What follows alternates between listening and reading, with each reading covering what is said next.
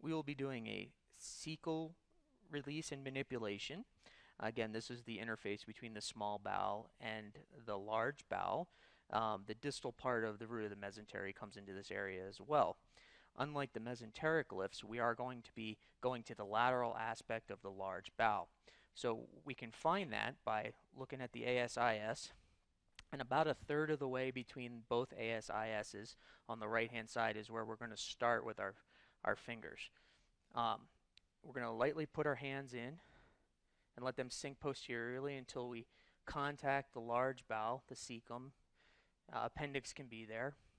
Keep in mind though, the appendix can be much higher into the abdomen or lower depending on both if it's a male patient or a female patient, child versus an adult. But we're really impacting here the large bowel itself. So we want to get down to the cecum as well as the ascending colon. And as we get to that barrier where we feel there's no more motion, we're going to rhythmically pull that large intestine medially and superiorly until we feel a barrier.